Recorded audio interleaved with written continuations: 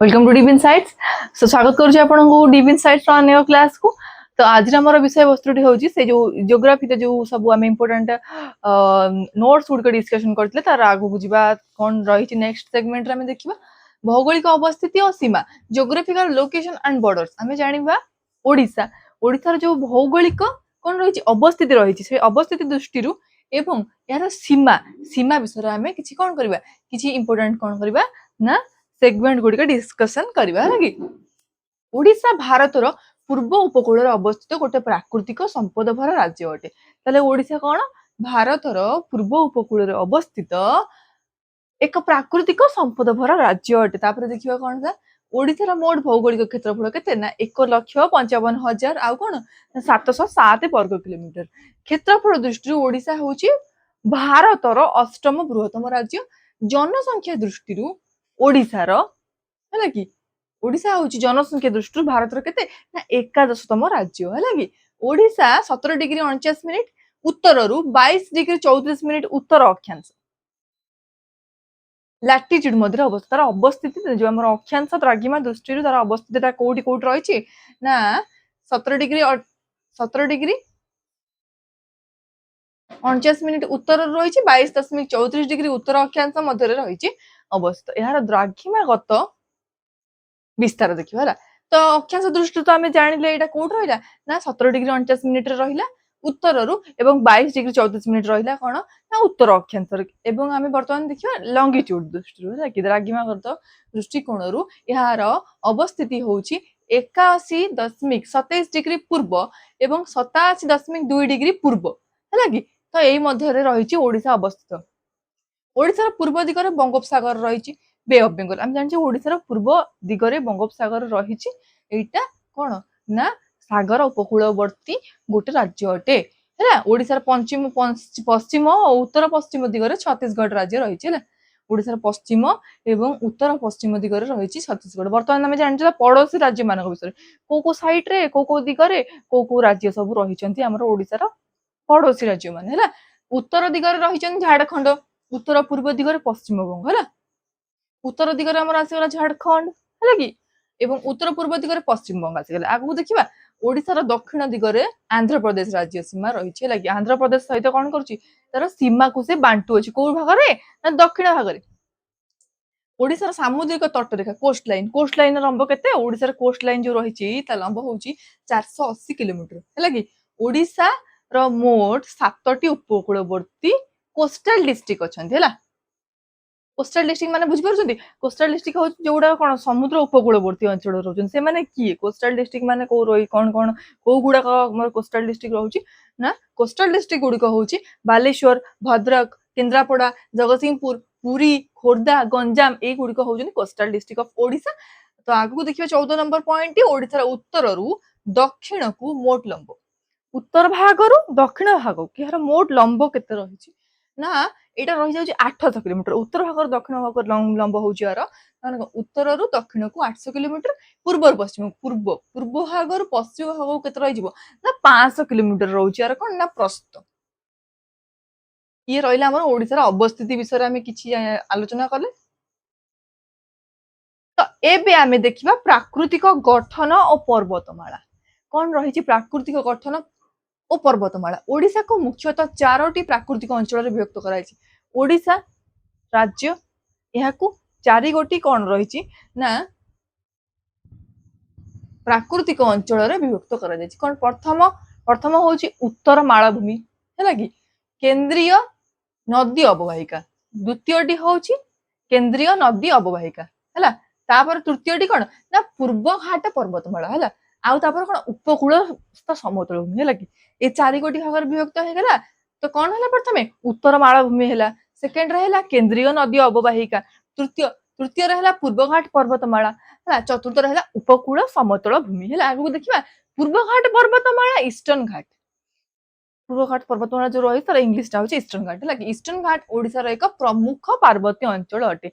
पार्वत्य अंचल सब ईस्टर्न घाट अंतर्गत जीवे। देवमाली ओडिशार सर्वोच्च गिरिशृंग होची देवमाली है। देवमाली पर्वतर उच्चता प्राय 1672 मीटर ଏବଂ ଏହା କୋରାପୁଟ ଜିଲ୍ଲାରେ ଅବସ୍ଥିତ ହେଲା କି ଦେଓମାଳି ପର୍ବତ କୋଉଠି ଅବସ୍ଥିତ ନା 1672 ମିଟର ଏବଂ ଏଟା କୋଉଠି ଅବସ୍ଥିତ ନା କୋରାପୁଟ ଜିଲ୍ଲାରେ ଦେଓମାଳି ପର୍ବତମାଳା ଅବସ୍ଥିତ ହେଲା। ମହେନ୍ଦ୍ରଗିରି ମହେନ୍ଦ୍ରଗିରି ଓଡିଶାର ଦ୍ୱିତୀୟ ସର୍ବୋଚ୍ଚ ପର୍ବତ ଶୃଙ୍ଗ ହେଲା କି ମହେନ୍ଦ୍ରଗିରି ହଉଛି ଓଡିଶାର ଦ୍ୱିତୀୟ ହେଲା ପ୍ରଥମ ହଉଛି କଣ ଦେଓମାଳି ଏବଂ ଦ୍ୱିତୀୟ ହଉଛି ମହେନ୍ଦ୍ରଗିରି ଏଇଟା କୋଉଠି ଅବସ୍ଥା ନା ଏଟା ଗଜପତିରେ ଅବସ୍ଥା ଗଜପତି ଏହାର ଉଚ୍ଚତା କେତେ ନା 1501 ମିଟର ହଉଛି କଣ ନା ମହେନ୍ଦ୍ରଗିରିର ଉଚ୍ଚତା ମହେନ୍ଦ୍ରଗିରି ପର୍ବତ ପୁରାଣ ପ୍ରସିଦ୍ଧ ଏବଂ ରାମାୟଣ ସହିତ ଏହାକୁ ଜଡିତ କରାଯାଇଛି ଗନ୍ଧମାର୍ଦ୍ଦନ ପର୍ବତ ବଲାଙ୍ଗୀର ଓ ବରଗଡ଼ ଜିଲ୍ଲା ସୀମାରେ ଅବସ୍ଥିତ ହେଲା ଯାହା ଏକ ଆୟୁର୍ବେଦିକ ମହୌଷଧି ହେଲା ଗନ୍ଧମାର୍ଦ୍ଦନ ହଉଛି କଣ ନା ଆୟୁର୍ବେଦିକ ମହୌଷଧି। ଏବେ ଦେଖିବା ଆମେ କେନ୍ଦୁଝରରେ କଣ ସବୁ ପର୍ବତ ରହିଛି କେନ୍ଦୁଝର ଜିଲ୍ଲାରେ ମାଙ୍କଡନଚା ମାଲ୍ୟଗିରି ଆଉ ଗଣ୍ଡ ହାତୀ ଭଳି କଣ ନା ପ୍ରମୁଖ କିଛି ପାହାଡ ରହିଛନ୍ତି ଓଡିଶାରେ କନ୍ଧମାଳ ଜିଲ୍ଲାର ଦାରିଙ୍ଗିବାଡିକୁ ଓଡିଶାର କାଶ୍ମୀର ତାହେଲେ ଓଡିଶାର କାଶ୍ମୀର କାହାକୁ କୁହାଯାଏ କନ୍ଧମାଳ ଜିଲ୍ଲାରେ ଥିବା ଦାରିଙ୍ଗିବାଡିକୁ କଣ କୁହାଯାଏ ଓଡିଶାର କାଶ୍ମୀର ବୋଲି କୁହାଯାଏ ଗଜପତି ଜିଲ୍ଲାର ଜିରାଙ୍ଗ ବା ଚନ୍ଦ୍ରଗିରିକୁ ଛୋଟ ତିବ୍ବତ ବୋଲି କୁହାଯାଏ ଓଡିଶାର ତିବ୍ବତ ଟା କହିଲେ କଣ ଉତ୍ତର ଆସିଯିବ ନା ଜିରାଙ୍ଗ ବସିଯିବ କୋଉଠି ନା ଗଜପତି ଡିଷ୍ଟ୍ରିକ୍ଟରେ ଜିରାଙ୍ଗ ରହିଛି ହେଲା ଓଡିଶାର ଉପକୂଳ ସମତଳ ଭୂମି ହେଲା କି ଉପକୂଳ ସମତଳ ଭୂମିକୁ ଉତ୍କଳ ସମତଳ ଭୂମି ବୋଲି କୁହାଯାଏ ଉପକୂଳ ଅଞ୍ଚଳରେ ଯୋଉ ସମତଳ ଭୂମି ଦେଖାଯାଏ ତ ଉତ୍କଳ ପ୍ଲେନ ବା ଉତ୍କଳ ସମତଳ ଭୂମି ବୋଲି ଆଖ୍ୟା ଦିଆଯାଇଛି ହେଲା ପାନପୋଷ କେନ୍ଦୁଝର ପାଲହାଡ ମାଳଭୂମି ହେଲା କି ପାନପୋଷ ଆଉ କେନ୍ଦୁଝର ଆଉ ପାଲହାଡ ମାଳଭୂମି ବୈତରଣୀ ନଦୀର ଉତ୍ପତ୍ତି ସ୍ଥଳ ହେଲା କୋଉଠୁ ବୈତରଣୀ ନଦୀ ଉତ୍ପତ୍ତି ହେଇଛି ନା ପାନପୋଷ କେନ୍ଦୁଝର ଆଉ ପାଲହାଡ ମାଳଭୂମିରୁ ହେଲା ନବରଙ୍ଗପୁର ଜୟପୁର ମାଳଭୂମି ସାବରୀ ନଦୀ ଅବବାହିକାର ଗୋଟେ ଅଂଶ ବିଶେଷ ହେଲା ତାପରେ କଣ ହେଲା ନବରଙ୍ଗପୁର ଜୟପୁର ମାଳଭୂମି ହେଲା ଏଇଟା ହେଇକି କଣ ସାବରୀ ନଦୀ ଅବବାହିକାର ଗୋଟେ ଅଂଶ ବିଶେଷ ସୃଷ୍ଟି ହୋଇଛି ଓଡିଶାର ପଶ୍ଚିମ ଭାଗରେ ତରଙ୍ଗାୟିତ ଉଚ୍ଚଭୂମି ୱେଷ୍ଟର୍ଣ୍ଣ ରୋଲିଂ ଅପଲ୍ୟାଣ୍ଡସ ଦେଖାଯାଏ ତ ୱେଷ୍ଟର୍ଣ୍ଣ ରୋଲିଂ ଅପଲ୍ୟାଣ୍ଡସ କୋଉଠି ଦେଖାଯାଏ ନା ଓଡିଶାର ପଶ୍ଚିମ ଭାଗରେ ୱେଷ୍ଟର୍ଣ୍ଣ ରୋଲିଂ ଅପଲ୍ୟାଣ୍ଡସ ଦେଖାଯାଏ ନଦ ନଦୀ ଓ ଜଳପ୍ରପାତ ଦେଖିବା ହେଲା ଆଗକୁ ଆମେ ଦେଖିବା ନଦ ନଦୀ ଓ ଜଳପ୍ରପାତ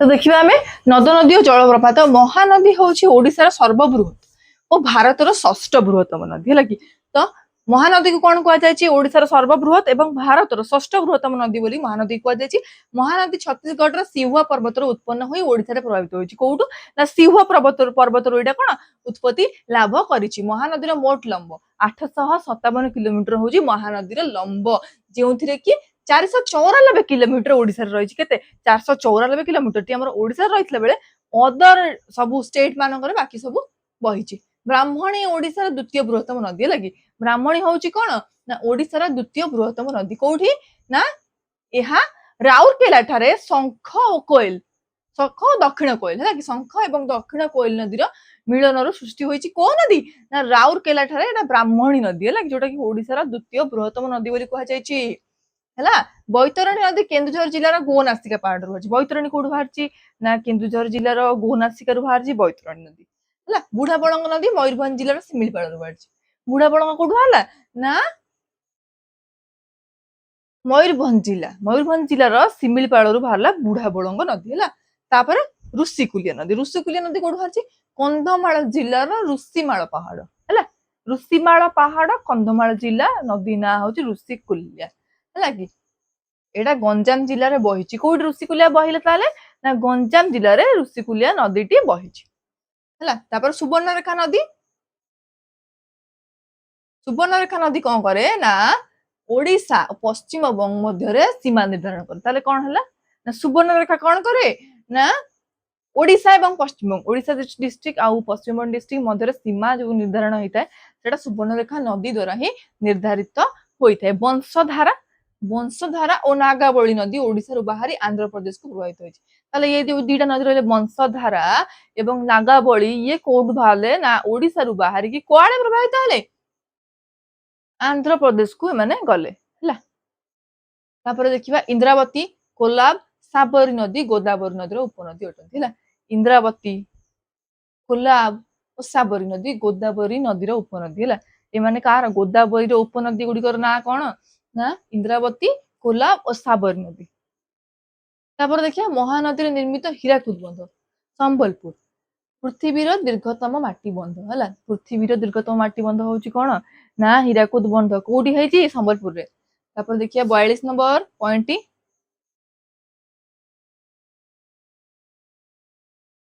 हीराकुद जलभंडार एशियार बृहत्तम कृत्रिम हृद आर्टिफिशियल लेक बोली कह जाए।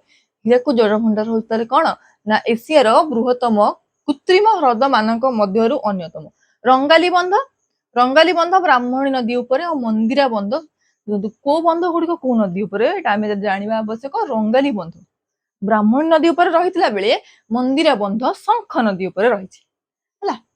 माछकुंड नदी उपर जलपुट बंध और जल विद्युत प्रकल्प रही। माछकुंड नदी उपर कौन रही ना जलपुट बंध एवं जल विद्युत प्रकल्प मान रही। ओडिशार सर्वोच्च जलप्रपात होउची बरेही पानी है। सर्वोच्च जलप्रपात होउची बरेही पानी। यह मयूरभंजर शिमिलीपाल जातीय उद्यान रही। मयूरभंज जो रहा शिमिलीपाल जो जातीय उद्यान रही से बरेही पानी सबुठ उच्चतम जलप्रपात देखा मिले। ओडिशार बरेही पानी जलप्रपात उच्चता केते ना 399 किलोमीटर। यहाँ हूँ भारतर द्वितीय सर्वोच्च जलप्रपात है। तापर देखिए मयूरभंज जिलार जोरंदा जलप्रपात केते 150 मीटर 150 मीटर अवस्थित। कोरापुट जिलार माचकुंड नदी में प्रसिद्ध डुडुमा जलप्रपात रही। डुडुमा जलप्रपात कौट रही कोरापुट जिला कौ जगह माचकुंड नदी रही डुडुमा।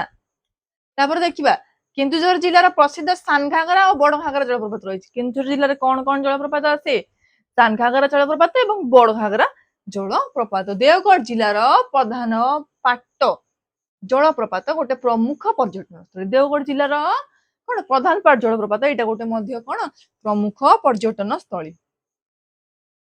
ह्रद एवं सामुद्रिक उपकूल देखिए लेक्स एंड वेटलैंड्स कौन रही लेक्स एंड वेटलैंड्स अंतर्गत ओडिशार भूगोलर चिलिका ह्रद होउची एशियार बृहत्तम एवं पृथ्वीर द्वितीय बृहत्तम क्षारीय जल ह्रद लागुन है। को लागुन ना ब्राकिस वाटर लागुन। ताले चिलिका ह्रद को कौन कहुई ब्राकिस वाटर लागुन कहुई कहार ना एशियार बृहत्तम एशियार सबुठ बड़ ब्राकिस लागुन होउची कोडा चिलिका पृथ्वीर द्वितीय बृहत्तम पृथ्वी द्वितीय बृहत्तम। अच्छा ये जो रहा ब्राकिस वाटर लागुन माने कौन ना क्षारीय जल ह्रद है कि चिलिका ह्रद ओडिशार 3टी जिला देखि बाकी ताले को जगह हमर चिलिका ह्रद देखिया मिले को डिस्ट्रिक्ट मानक ना पुरी जिले रे खोर्धा जिले रे एवं गंजाम जिले रे है। 3 जिले आमको देखिया मिले चिलिका ह्रद। चिलिका ह्रद को भारतर प्रथम रामसार साइट केबे घोषणा होइतिला प्रथम रामसार साइट भाबरे चिलिका ह्रद केबे ना 1981 रे एटा मान्यता पाइछि। 54 चिलिका मध्यरे थिबा नलबण गोटे प्रसिद्ध पक्षी अभयारण्य है कौन है ताले कटक जिलार बांकी निकटरे ओडिशार सर्वबृहत मधुर जल ह्रद अंशुपा कोडी कटक जिलार बांकी निकटरे कौन रही ओडिशार सर्वबृहत मधुर जल ह्रद रही अंशुपा लेक अवस्थित। जानी रखा उचित अंशुपा लेकटा केउटी अवस्थित रही है। अंशुपा एक अश्वखुराकृति ह्रद अटे। अंशुपा किभली ह्रद ना यह गोटे अश्वखोराकृति ह्रद अटे। पुरी जिलार सर ह्रद एवं भुवनेश्वर नंदनकानन मध्य कंजिया ह्रद अवस्थित। पुरी जिलार सर ह्रद एवं भुवनेश्वर नंदनकानन मध्य कंजिया ह्रद अवस्थित। आगु देखिबा गंजाम जिलार छत्रपुर निकटरे पाता ह्रद नामक गोटे मधुर जलप्रपात रही है। तो गंजाम जिलार छत्रपुर निकटरे कौन रही पाता ह्रद नामक गोटे मधुर जलप्रपात रही है। ओडिशार चिलिका ह्रद इरावती डॉल्फिन है। इरावती डॉल्फिन कोड देखिया मिलती इरावती डॉल्फिन गुड़िक चिलिका ह्रद देखा मिलती है। तापर देखिया जगतसिंहपुर जिले में अवस्थित पारादीप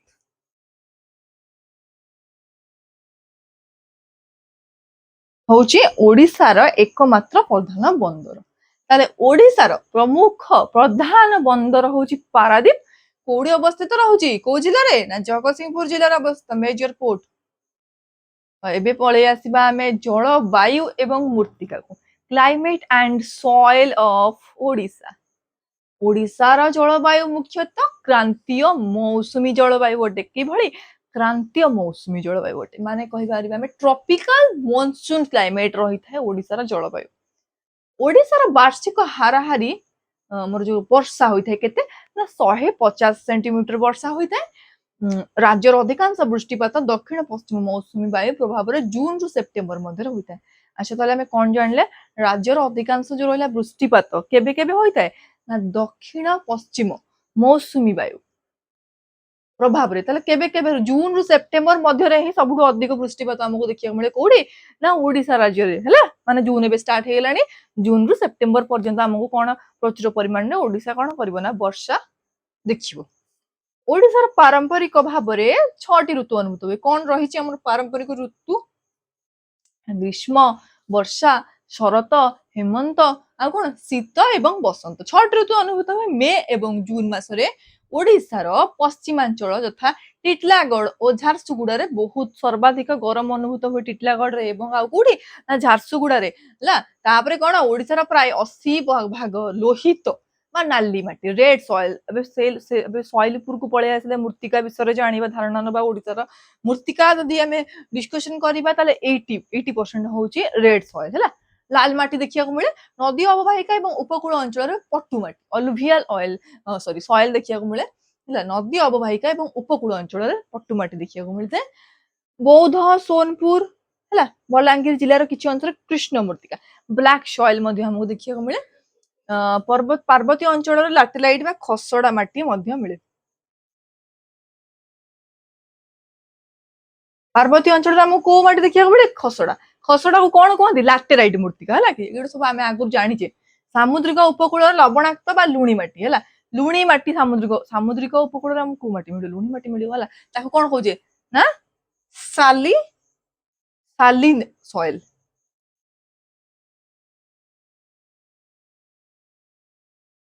अरण्य एवं वन्य प्राणी संरक्षण।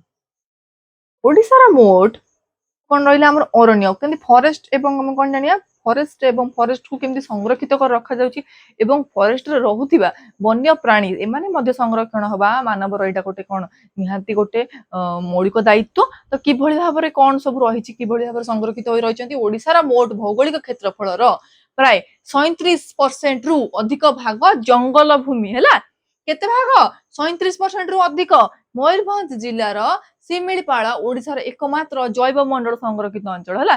कोउटा ना सिमिलीपाल होउची ओडिशार एकमात्र जैव मंडल संरक्षित अंचल बायोस्फीयर रिजर्व। ओडिशार दुईटी जातीय उद्यान रहिची यथा हमर खोर्धा अंतर्गत सिमिलीपाल एवं भितरकनिका। केन्द्रापड़ा जिल्लार भितरकनिका एहार हेन्ताळ बण पई प्रसिद्ध। भितरकनिका कोन पई प्रसिद्ध, केन्द्रापड़ा रे थिबा जो भितरकनिका रहिची एटा प्रसिद्ध कोन पई ना हेन्ताळ बण सेटा देखिया को मिले लागी। मैंग्रोव फॉरेस्ट जो देखिया को मिले सेटा सेति पई कोन ना फेमस हला। 75 देखिबा हमें प्राय हमर बोधे एई पीडीएफ रे 100 एमसीक्यू रहूची म भाबुची। Yes yes 100 रहूची। तो हमें सब गुडी को डिस्कशन करिया एवं तार एमसीक्यू मध्ये हमें जानिबा।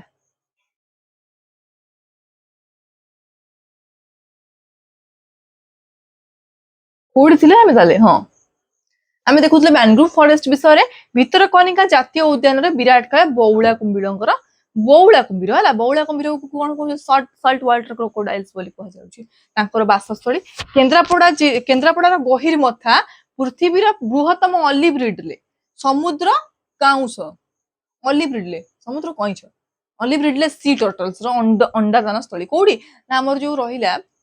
फर्स्ट आमे जानिले कि भितरकनिका जातीय उद्यान रे विराट काय बौला कुंभीर बहुत बड़ बड़ साइज रो कुंभीर मिलंती एवं सेमानको कोन कहंती ना बौला कुंभीर ताको इंग्लिश रे कहंती salt water crocodile. Okay Kendrapara गहिर मथा। केन्द्रापड़ा गहिर मथार कोन मिले ना पृथ्वीर बृहत्तम सबुठो बड़ साइज रो कोन मिले ना ऑलिव रिडले कइछ हला। कइछ मानकर अंडा दान स्थली कोडी ना केन्द्रापड़ा गहिर मथार। आगु बुझिबा ओडिसा रे तीनोटी बाघ्र प्रकल्प मध्ये रहिछि। कोन रहिछि बाघ्र प्रकल्प ना फर्स्ट रहिछि सिमिलपाल, द्वितीय रही सातकोशिया एवं तृतीय रही सुनाबेड़ा है। तापर देखिए भुवनेश्वर निकटस्थ नंदनकानन वन्य प्राणी अभयारण्य धला बाघ है। धला बाघ मान प्रजनन पृथ्वी प्रसिद्ध कौन ना भुवनेश्वर रे जो नंदनकानन वन्य प्राणी अभयारण्य रही कौन हुए ना व्हाइट टाइगर मान प्रजनन को प्रसिद्ध पृथ्वी प्रसिद्ध अटे है। भुवनेश्वर उपकंठे चंदकारण्य चंदकारण्य जानी भुवनेश्वर उपकूल रही कौन से ना एलिफेंट रिजर्व है कि हाथी संरक्षण भाव में घोषित कर संबलपुर हीराकुद जलभंडार निकट में देब्रीगढ़ वन्य प्राणी अभयारण्य देखा मिले कौटी संबलपुर हीराकुद जलभंडार निकट में देब्रीगढ़ कौन देब्रीगढ़ वन्य प्राणी अभयारण्य आमको देखा मिले। तापर देखिए आम खनिज संपद एवं शिल्प मिनरल्स एंड इंडस्ट्रीज विषय में डिस्कशन करबा। ओडिशा खनिज संपद रे समृद्ध एठारे भारतर सर्वाधिक क्रोमाइट और बक्साइट गच्छित रही है। सर्वाधिक भारतर सबुठारु हाईएस्ट अमाउंट रो कौन क्रोमाइट एवं बक्साइट कोठी रही ओडिशा रे रही। ओके तो ओडिशार सुंदरगढ़ जिले में थिबा राउरकेला को ओडिशार इस्पात सहर स्टील सिटी बोली कहा कह जाए राउरकेला को स्टील सिटी बोली कह जाए कोठी रही ओडिशार सुंदरगढ़ रे रही स्टील सिटी राउरकेला को कह जाए स्टील सिटी। अनुगुल जिलार तालचेर कोयला खनि पई प्रसिद्ध या ओडिशार कोयला सहर बोली कह जाए। अच्छा तो आम 83 नंबर देखुचे अनुगुल जिलार तालचेर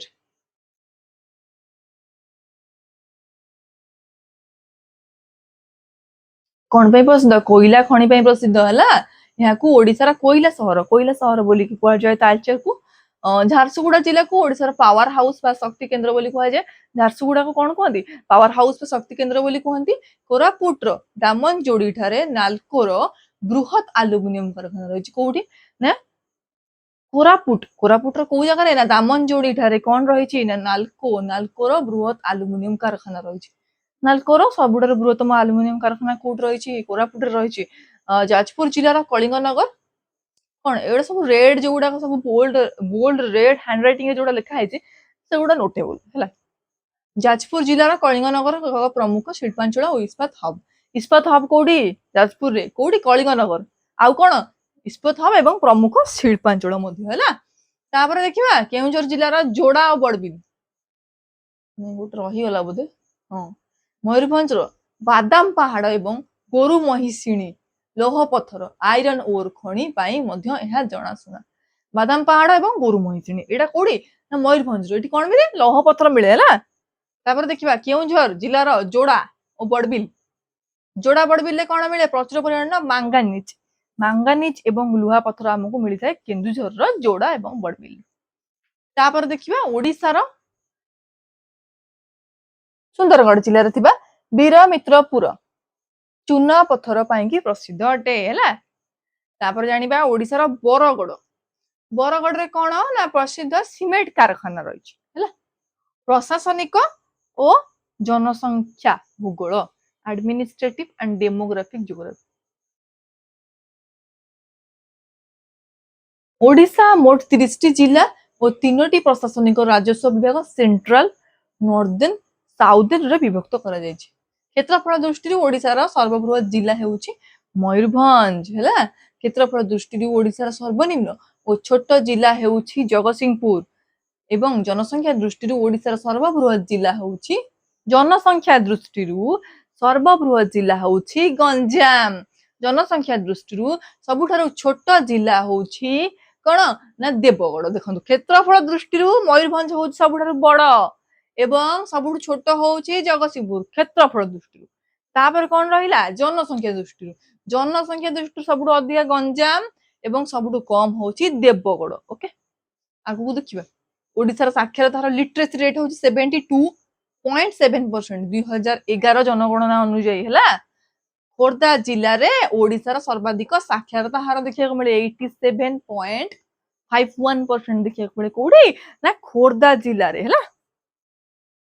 देखिए ना ओडिशार नवरंगपुर जिले में सबुठारु कम साक्षरता हार सबुठु कम कौटी नवरंगपुर रे ओडिशा रे प्राय 22.8% जनसंख्या आदिवासी कौड़ी ना 22.8% कौन ना ट्राइबल अटंती ट्राइबल पॉपुलेशन अटंती जो कि 62 प्रकार जनजाति माने बास करते है। केते प्रकार 62 प्रकार 69 सरीगला 100 नंबर देखिए ओडिशार राजधानी को भुवनेश्वर को कौन कहती मंदिर मालिनी सहर बोली कुआ जाए कटक को ओडिशार रौप्य सहर सिल्वर सिटी बोली कुआ जाए हैला ओके तो भुवनेश्वर को मंदिर मालिनी सहर हमर कैथेड्रल सिटी बोली कहउतला बेले आमे कोन कहउचे कटक को सिल्वर सिटी बोली कहिथा okay that's all for today's class next class रे आमे एमसीक्यू 500 एमसीक्यू रहिछि से गुडी को डिस्कशन करबा thanks for watching our video